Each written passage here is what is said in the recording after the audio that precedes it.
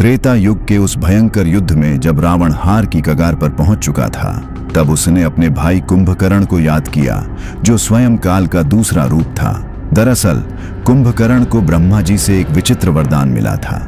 जब कुंभकर्ण ब्रह्मा जी से वरदान में इंद्रासन मांगने वाला था, तभी देवराज इंद्र के षड्यंत्र के कारण देवी सरस्वती ने उसकी जिह्वा पर बैठकर इंद्रासन की जगह निद्रासन कहलवा दिया, जिसके बाद ब्रह्मा जी ने उसे 6 महीने सोने और 1 दिन जागने का वरदान दे दिया। आज लंका पर घोर विपत्ति आई तो रावण की आज्ञा पर राक्षस सेना कुंभकर्ण को जगाने पहुंची। हजारों ढोल नगारे पीटे गए, कान के पास भाले चुभोए गए, पर कुंभकर्ण फिर भी नहीं उठा। तभी एक सेनापति ने सुंदर सुगंधित पकवान मंगवाए। नाक में खाने की सुगंध आते ही उस पहाड़ जैसे शरीर में हलचल हुई। कुंभकर्ण उठते ही पहले तो सारा खाना चट कर गया और फिर गर्जना करते हुए बोला, किसकी मौत आई है जो मेरी नींद तोड़ी। तब सेनापति विरूपाक्ष ने सारा हाल कह सुनाया। कुंभकर्ण उठकर रावण के पास गया और प्रणाम करने के बाद बोला, भैया मेरे लिए क्या आज्ञा है। इस पर रावण ने कहा, भाई आज लंका संकट में है। राम की सेना ने हमारे सभी राक्षसों का संहार कर दिया है। तुम युद्ध भूमि में जाकर राम लक्ष्मण का वध कर दो या सुग्रीव को बंदी बनाकर ले आओ। इतना सुनते ही कुंभकर्ण हुंकार भरता हुआ भगवान शिव का त्रिशूल हाथ में लिए युद्ध भूमि की ओर चल पड़ा। युद्ध भूमि में कुंभकर्ण का आगमन होते ही वानर सेना में भगदड़ मच गई। वह किसी विशाल पर्वत की तरह आगे बढ़ रहा था।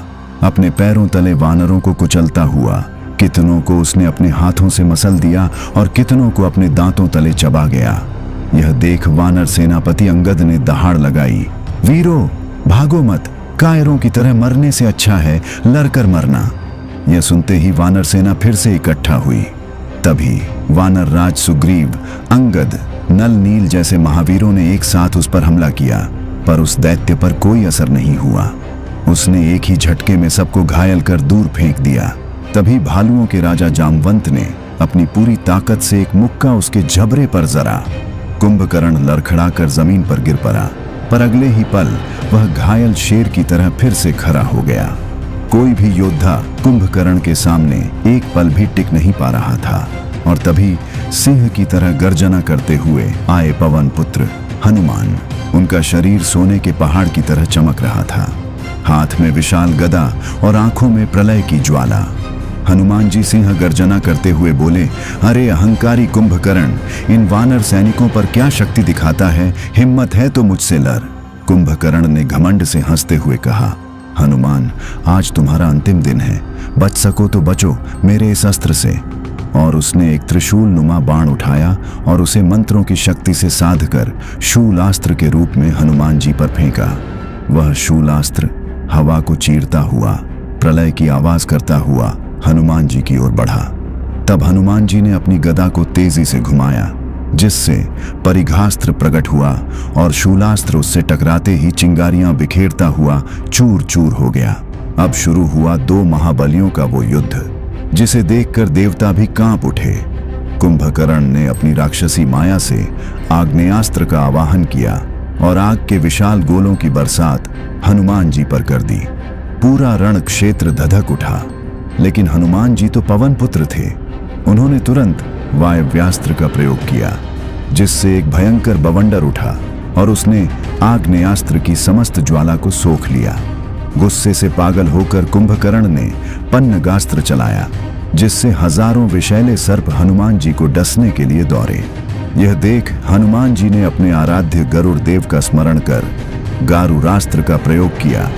पलक झपकते ही हजारों विशाल गरुड़ प्रकट हुए और उन्होंने सभी सर्पों को नोचकर खत्म कर दिया। कुंभकर्ण हैरान था कि यह वानर उसकी हर माया को काट रहा था। फिर उसने स्वयं शिव का प्रलयंकारी त्रिशूल से हनुमान जी पर प्रहार किया, तो हनुमान जी उस त्रिशूल को खिलौने की भांति पकड़कर उसके टुकड़े टुकड़े कर दिए। तब कुंभकर्ण समझ गया ये कोई और नहीं बल्कि स्वयं शिव ही है।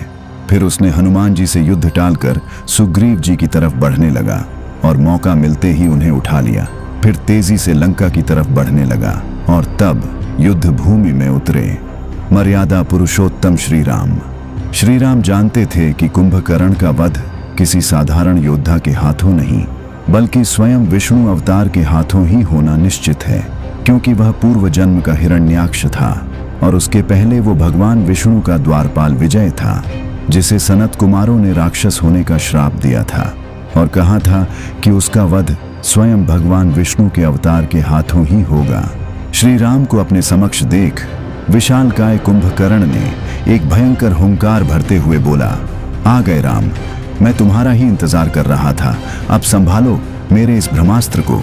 इतना कहते ही उसने ब्रह्मास्त्र चलाया। इससे हर तरफ कुंभकर्ण ही कुंभकर्ण हो गए। पर मायापति भगवान राम ने एक ऐसा अस्त्र चलाया कि कुंभकर्ण की सारी माया समाप्त हो गई और वो अब माया कर भी नहीं पा रहा था। अब उसने अपने पहाड़ जैसे पैर से असहाय वानर को मारना शुरू कर दिया।